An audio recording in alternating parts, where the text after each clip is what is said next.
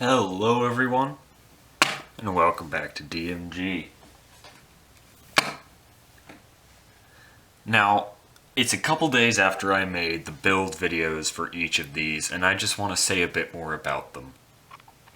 I've played a couple games on each of them. Well, I've played through all of the games. There are some that I especially like, and I'll be going over those in a second. But I just want to say some additional things about these now that I've had some more time with them. So on a tiny screen like this, not having a unified backlight, that's actually a really good thing. So it leads to sharper, clearer, crisper colors. And of course, if you're making like a 1-inch, I think this is a 16 by 9 panel. If you're making that small of a panel, it's not going to be significantly more expensive. Now these are pretty expensive kits. They're above $50. They're like, $60 to $80. I think this one is slightly less expensive, or it could be this one that's slightly less expensive. I don't exactly remember. But they aren't the cheapest things out there, but it's definitely worth it. Another thing I wanted to talk about, the joystick on this actually feels quite good. I was expecting it to feel, cheap and plasticky. No, it's firm. It's as clicky as you would expect a small joystick to be. The buttons feel great on either of them. I did get cramped fingers from using the D-pad on this one for a while. The sharp points on the screws can be extremely annoying after a while, but I mean, it's still completely fine. I've mainly been playing on this one when I'm at home and this one when I am not at home. It's a lot easier to just, toss into my pocket, but I do prefer playing with the joystick controls. The sound on this one seems a bit clearer than on this one. It could just be because I installed the speaker wrong. I mean, I could try installing it on the front of the cabinet so it points more directly at you like the speaker on this one. But that's just one thing to keep in mind. Another thing I want to talk about is the battery. Now the batteries, there's no like level indicator. I'm not sure how charged they were when they came. But I played for, over 3 hours on each of these, and I haven't had to charge the battery at all. So I'd say in terms of battery life, so far it's looking fantastic. And if you ever fully expend the charge cycles, because it's a very modular kit, well actually, I was going to say you could swap out the battery really easily, but that brought up another point, repairability. I hadn't really thought about this until I said that. TinyCircuits doesn't just make arcade kits. They make, like, IoT things. So this screen, if you drop it and break it, that'd only be like a $15 replacement part, probably. Like, they sell just this display board. I've seen it on their website. I forget how expensive it was, but, much cheaper than buying a whole new kit. And it'd be super easy to repair.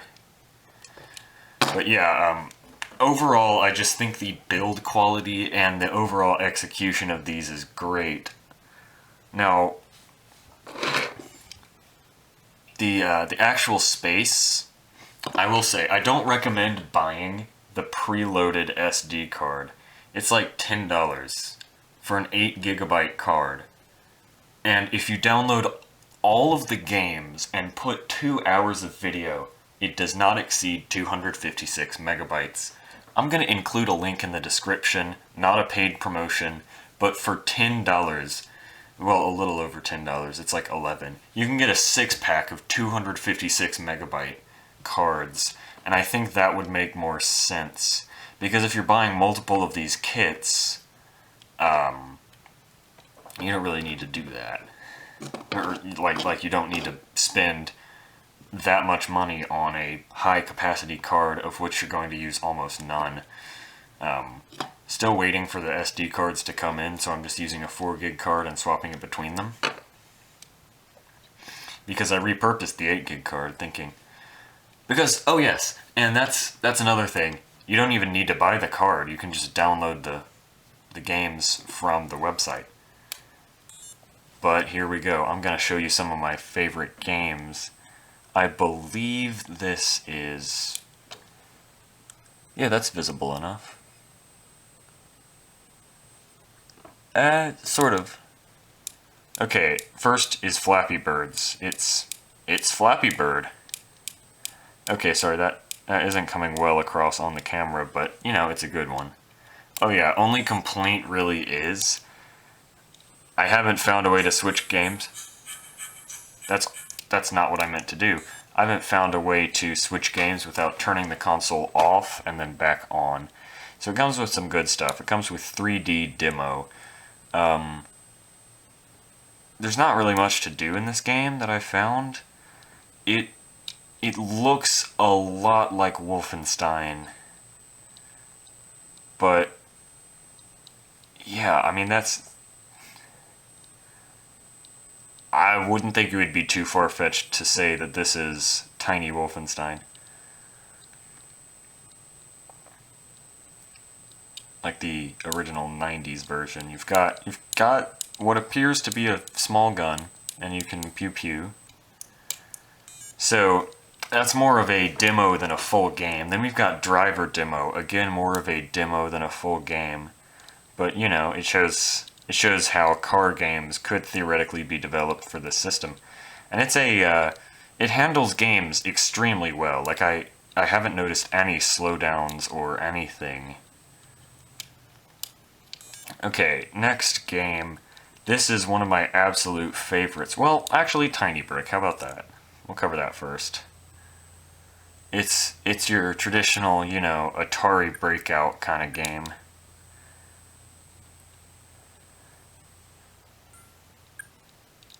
Sorry, trying to get my fingers out of the way of the camera. Hard to touch the joystick.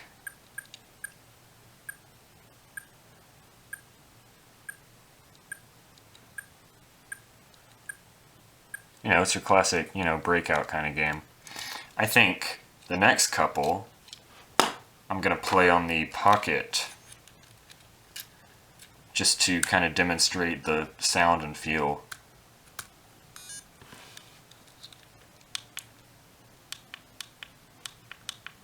Oh yeah, we've got Tiny Simon, Tiny Quicks. I mean, there are a lot of games, but, you know.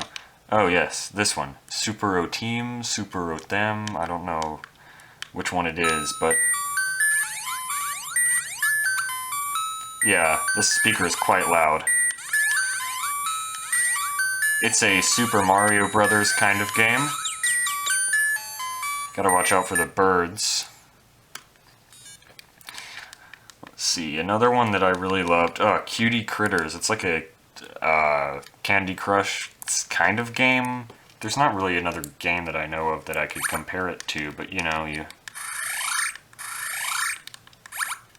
find things of the same color next to each other and like match them. So yeah, it is kind of, you know, Candy Crush like, and it just gets more and more difficult. Sorry, these tiny screens are extremely difficult to film. But I think it is coming across, you know, just how many games there are in here. They're like, I don't know, about 20 or so preloaded. Now this is another one of my absolute favorites. I put probably just an hour into just this game. It's got great music. It's one of those, you know, spaceship shooter kind of games, but I absolutely love it.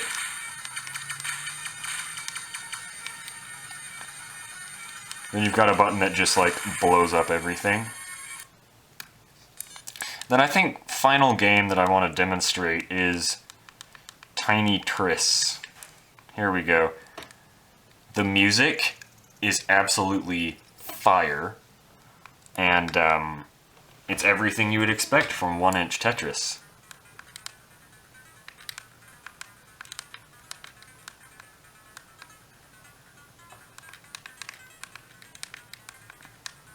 And again, these screens look much better in person than my camera can capture.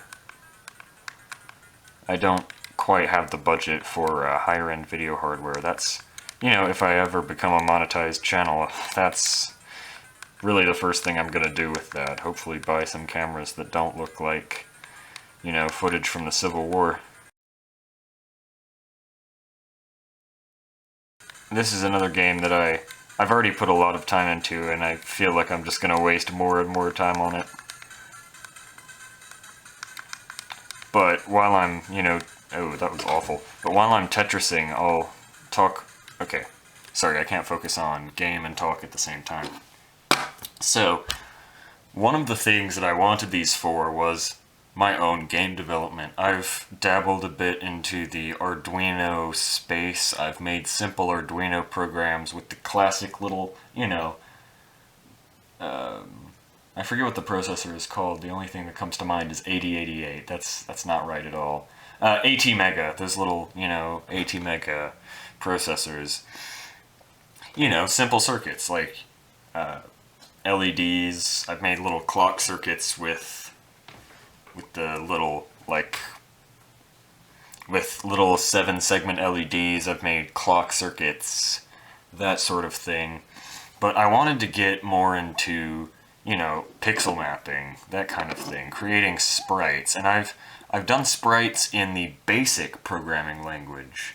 I have a feeling it's going to be quite similar in Python, Arduino IDE, that kind of thing. But yeah, these are definitely going to appear in some sort of future I made the worst Pocket Arcade game or something like that. Or another fun thing that I could do, you know, back in the Commodore 64, Apple II days when, you know, even Commodore PET, going that far back, 70s, 80s computers. Back when computers weren't standardized, hardware wasn't standardized, and software was not standardized. You need different software for every computer. Every computer had wildly different hardware. Well, you know, same base processor between, like, you know, usually under 10 megahertz. But, you know, the graphics, the sound, that was all very different.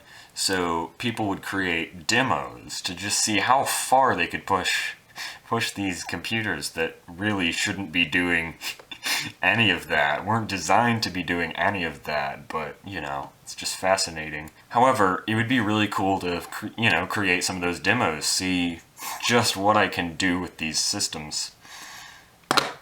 But yeah, that's really it for this video. I just wanted to, you know, make a follow-up praising the, you know, just the quality of these. They're truly quite well made.